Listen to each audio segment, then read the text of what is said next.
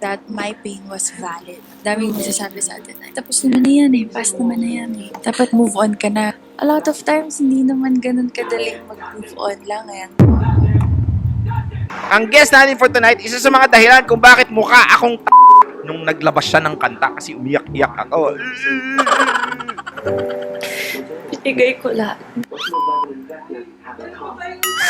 We have a very special topic for tonight. Kuya Darbs, gusto ko sanang malaman anong gagawin ko pagkatapos kong gawing ipaubaya siya sa iba. Kuya Darbs. We're gonna be discussing 3 things to do after mo siyang ipaubaya. Most of the time ang pagpapaubaya minsan nagagawa na natin because the situation asks for it. Wala tayong choice, di niya na tayo pinili at meron siyang iba, kaya wala ka ng choice kundi ipagpaubaya siya. That's the first step. But most of the time, what happens next basically is one of the most difficult thing going through the pagpapaubaya process. Okay, sige na, wala nang patumpik-tumpik pa.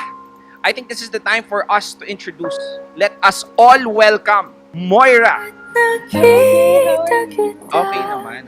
Ang daming nag-aabang. We're gonna be discussing 3 things to do after mo siyang ipaubaya.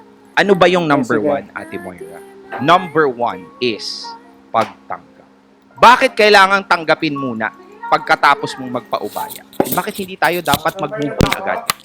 Kasi without acceptance, even if ma-convince mo yung sarili mo na nakaka-move on ka, at the end of the day, if you don't really accept something fully, every single kind of moving on that you think will be fake, it's not gonna be the full kind of healing. Unless you accept its full reality, you will not experience the fullness of the healing that you're supposed to experience. Grabe, ang lalim nun, Miss Moira, grabe. and I would like to let everybody understand that I think change starts within yourself first bago mo hanapin yun sa iba. This is one of the reasons why most people really has difficulty moving forward because they think that someone will come to remove all the pain away, which in fact, it's their responsibility to remove and accept that there was pain na nadulot ng tao na yon, and that it's also their responsibility to heal that pain nang sila na muna. And you will never be able to heal if there's no acceptance. Pagtanggap ang unang dapat mong gawin pagkatapos mo siyang ipaubaya sa iba. It's very important for us to accept what happened so that it would facilitate us to step number 2, which is pagbuo. Bakit pagbuo, Moira? Parang quiz ba to, Moira? Bakit? Parang ano ba to, quiz? Parang ikaw gumawa ng tatlong pinaka-Darbs. Ba't ako sumasagot? Bakit na ikaw sumasagot? Oo nga. If ever the answer is pagbuo, why do you think it is? There's something about putting to paper what you feel. There's something so freeing about it. With me, there's a reason why the seasons of my life were put into songs. Because every time that there were painful moments in my life, every time I write about them, parang tinatransfer ko yung sakit from my heart to paper. It felt like a form of therapy for me. Because at that time, I couldn't afford therapy and I was already going through depression. So songwriting really felt like my only way to ease my pain, to ease my mind of the lies that were just going in and out, in and out. And so instead of just allowing them to go in and out, I just put them on paper and I secured them there and I made them into a song. Every time I put them into a song, it felt like it was something I can control. I transformed it from something that was controlling me to something I could control. There are specific times where we really have to go through something painful for us to appreciate and create something out of that. Bago kasi tayo magkaroon ng pagkakataon na magmahal ulit, there is supposed to be a process for us to do something about the pain that we have. Pagkatapos nating tanggapin, meron tayo dapat ginagawa sa sarili natin. A process wherein we pick up the pieces. And for Moira, is through songwriting. Through this, she was able to find comfort. And because of that, pain was turned into power. Because if it weren't for those experiences, Moira basically was able to put her heart and soul and energy and focus into those words. So kung sakaling sa mga nanonood ngayon, pagkatapos mong tanggapin at pinaubaya mo na siya sa iba at tinanggap mo na, gumawa ka ng paraan para hindi ka lang nandyan. Activities that basically suits pain. And there are major difference between distraction and doing something productive. Minsan ang pagbuo na ginagawa nila is just to be distracted. You hang around with friends, mag-iinom ka, maglalasing ka, in those kind of situations. But when you go back, yes, doon lalabas lahat. And this is why it's very important to start the process of pulling yourself together, picking up the pieces. And it might be different to everybody. When I was heartbroken, I put it into content creation. When I reacted to your video, I was going through something at that specific time. And that's the reason why people are able to go through and see and sense the emotion. See, you can never fake that kind of emotion. It's different from everyone, but I urge you, if you're going through hell, go through it. Don't stop. Because most people would just stop in this situation, being stuck of thinking about the same person over and over and over again. I love that, Kuya Darbs. And sometimes the enemy really throws us arrows to try to pull us down, get us defeated. But what he doesn't know, that God is using to pull us up. Sometimes we need to be lost for us to be found. So, buuin mo muna yung sarili mo bago ka lumandi.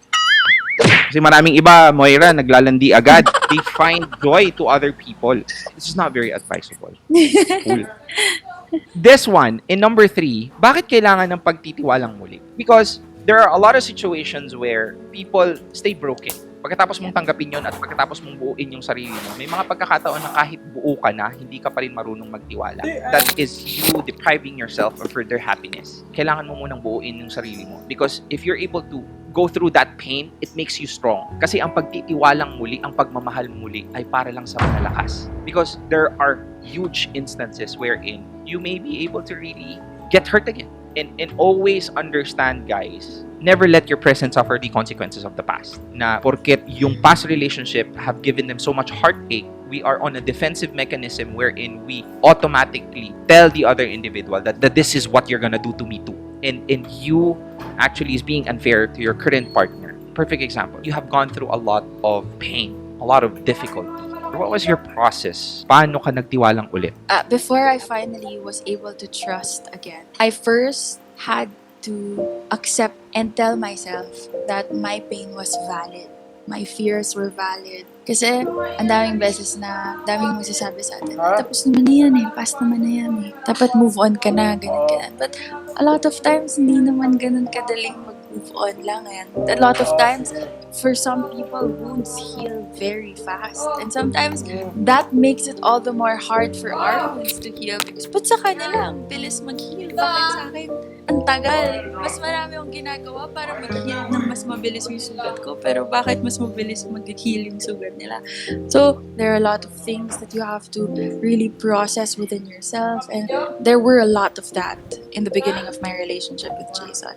I think it had something to do with not just with Jason, but with my career. I've been in the industry since I was 14. But I signed with my management when I was 14, turning 15. And it wasn't until 2017 that I got my big break. It's 5 years, almost 10 years of nothing, of rejections and auditions and The Voice and teleseries that everyone got in except for me. And I realized that whether it's in your career or whether it's in relationships, I've come to learn that rejections are not really rejections but redirections from God. And that's kind of how I saw Jason. When I kept being rejected by all these people that I fought for and then didn't fight back, I saw Jason.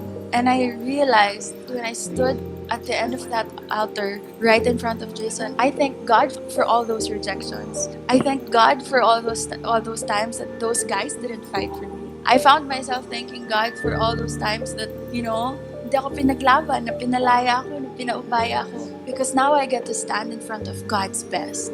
If those guys fought for me, I don't think I would have been redirected in front of Jason.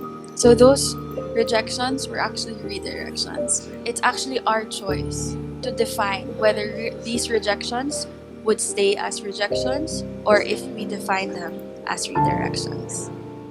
Real talk. For those people who's going through something like this right now, there's certain things wherein we can get lessons from how Moira was able to handle things that it might not make sense right away. She keep on pushing. Optimism is something that we have to really value. That we have to trust that there will always be a light at the end of the tunnel. That even if madilim, the optimism allows us to walk towards a light that cannot be found yet. But because we continued moving, we continued pushing forward, we're able to find the light at the end of the tunnel. That when you are walking down the aisle, looking at the love of your life, you'll realize why it did not work with anybody else.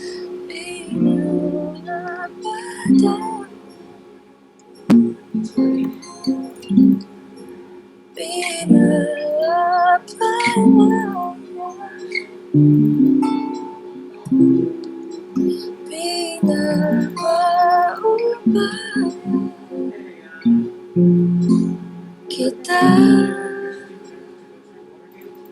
sa kanya.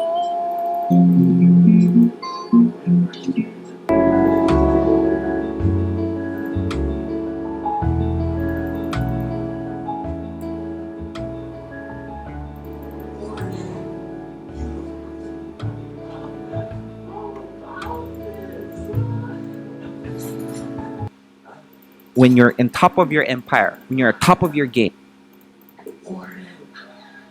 So nice to meet you. I'm your ring, of course, but allow me to introduce you my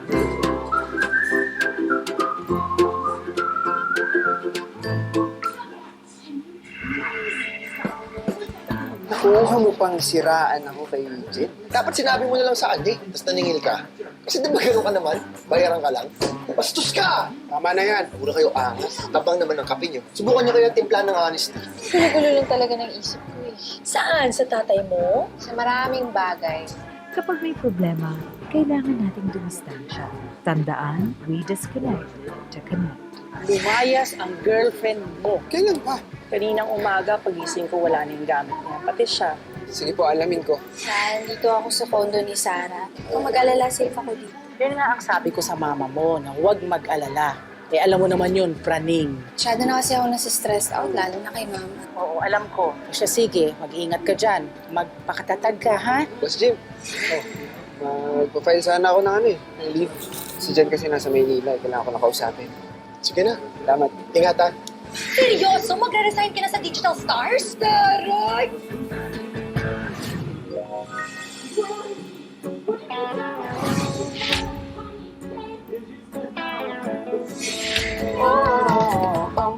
My heart keeps racing. Just one touch got me going crazy.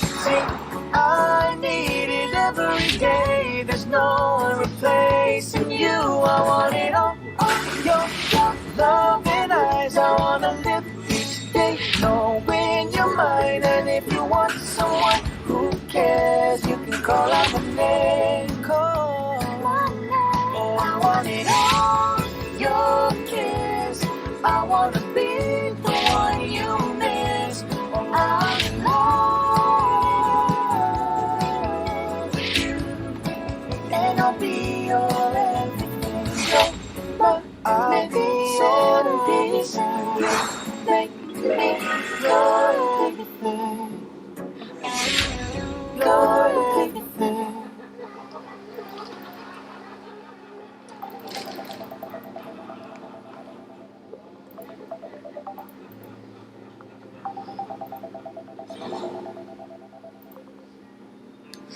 Franco, hanggat hindi mo pa nasasabi sa akin yung nalalaman mo, wala tayong dahilan para mag-usap. Jen, naiipit ako sa sitwasyon eh. Sana maintindihan mo. Nag-usap na ba kayo ng mom mo? Nag-aalala siya nung naglayas ka. Nakausap ko na si Lola. Alam niyang safe ako. Okay na yon. Iba pa rin pagka kayo nagkausap. Franco, kailan ka pa ba naging guidance counselor? Akala ko ba ayaw mong manghimasok sa buhay ng kliyente mo? O baka binayaran ka ni Mama para kausapin ako?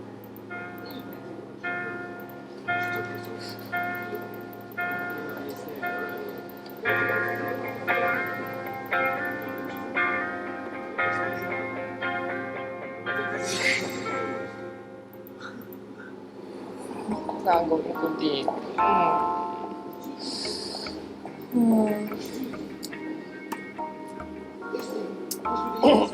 Anton, Hi, sir!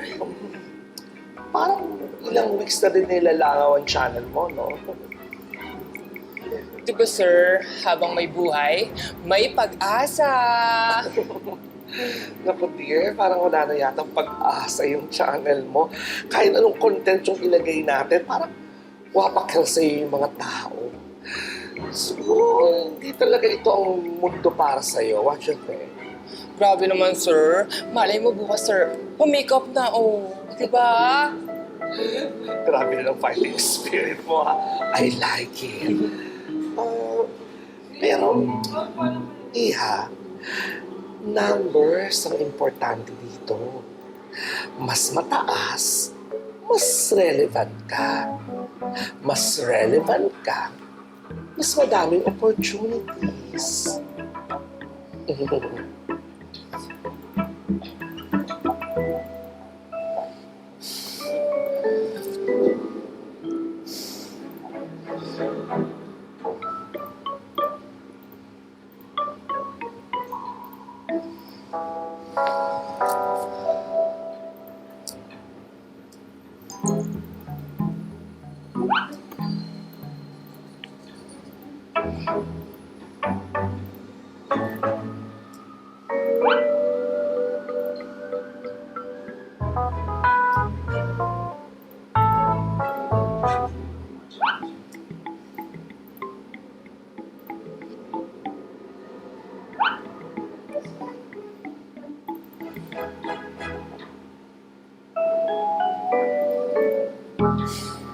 Girl, thank you, ha. Nag-yes ka sa makeup na ko.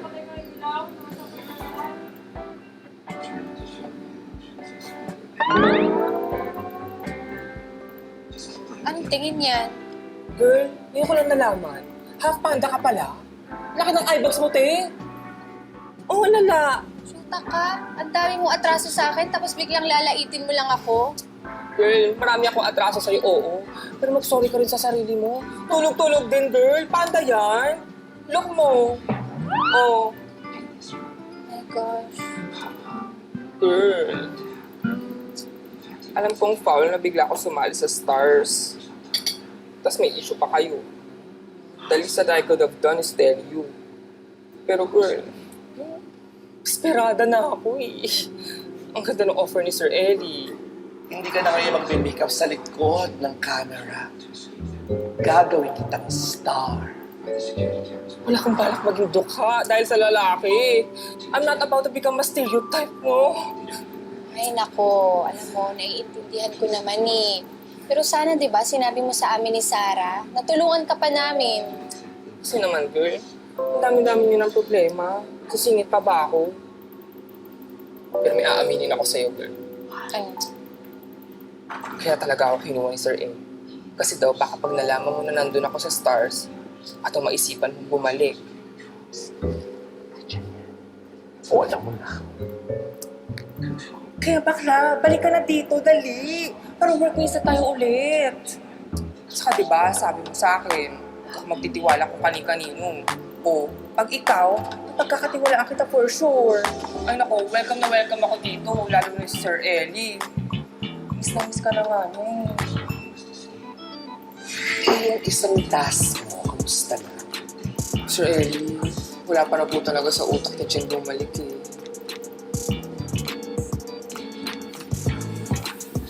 Napaka-desperada na talaga ni Sir Ellie. Pati ikaw ginamit ka pa niya. Kaya ito na nga, girl. Hingi ako ng help sa'yo. Baka naman pwede ikaw yung maging handler ko. Para naman tumaas-taas yung mga subscriber ko. Na nga hindi ko pa nababanggit sa'yo, pero wala na ako sa Stars.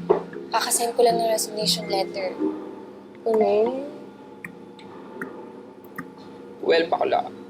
I'm happy for you. Promise. Well, as per me, mukhang goodbye content creation career na talaga. Kasi ginawa nila para mag-boost yung subscribers mo. Kasi nung kaka-check ko lang yung channel mo, parang any-any na lang yung content mo eh. Eh dapat kasing ginawa, nag-carve muna kayo ng audience kasi napaka-competitive ng fashion and makeup niche. Ano, parang tinapon ka na lang sa dagat tapos ikaw na bahala kung makakabalik ka ng buhay? No, be, true. Bago pa ako makadating ng pangpang, minukbang na ako ng mga pating. Kasi ito pa, girl. Sabi sa akin ni Sir Ed, baka daw hindi ito ang phone. Baka daw hindi vlogging. Hi, Sir Ellie! Oh, kamusta, sir? Nakita niyo? Panalo, di ba? Okay naman. Kaya lang parang mababa yung viewers, 92 lang. Tsaka, hindi na dagdagan ng subscribers. Naku dear, parang wala na yata ang pag-asa yung channel mo. Kahit anong content yung ilagay natin, parang wapakal sa'yo yung mga tao.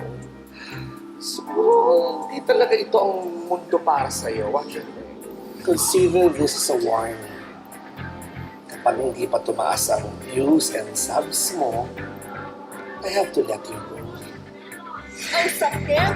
Girl, na-judge ako. So wala man lang pag-guidance from them. Tapos, sashay away agad. Nakakaloka.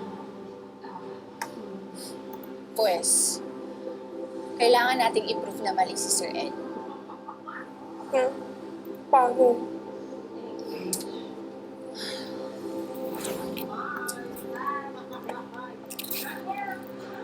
Wallet, investing, banking, all-in-one money app. Maya, it's everything. And a bank.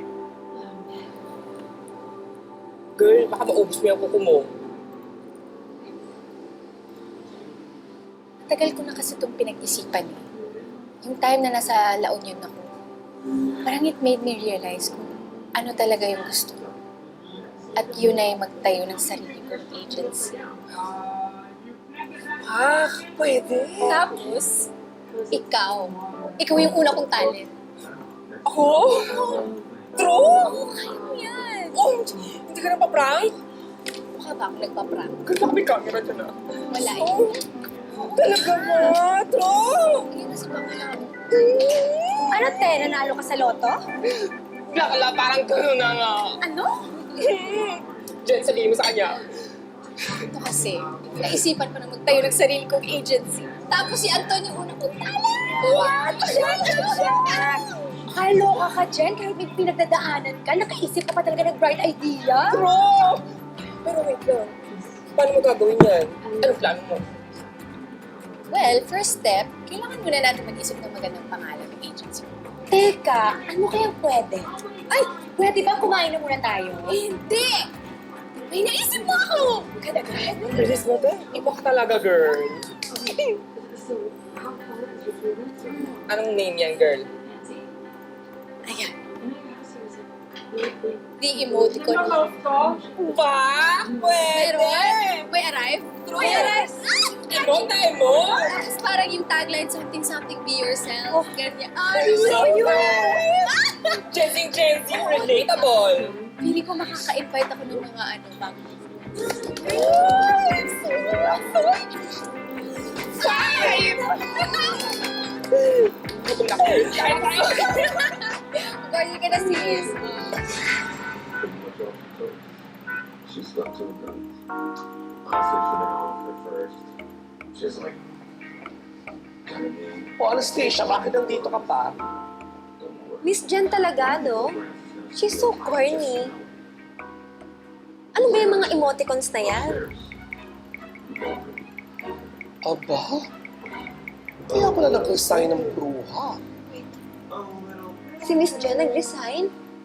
So wala na siya dito sa Digital Stars? Yes. At kung tama ang hinala ko, kakalabanin niya na tayo. Kasi nagkamali siya ng kinalaman. Kung ano man yung pakulo niya, siya atrasan. Tignan ko lang kung gaano kalakas ang sikmura niya.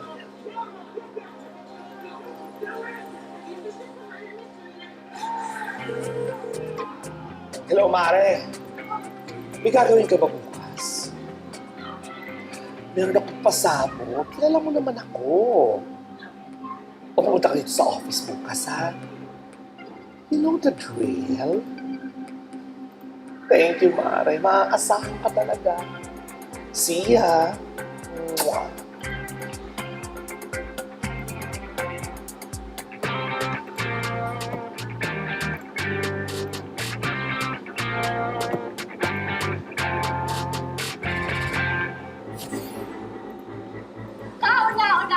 talent ng The Emoticon Hub, Anton! Ano ang masasabi mo sa betrayal na ginawa niya sa iyo? Iniwan mo kami. May kasabihan, never bite the hand. Kayo talaga niya ni Sir Ellie. Mambaliktad ang kwento. Kaya hindi niya ako titigilan.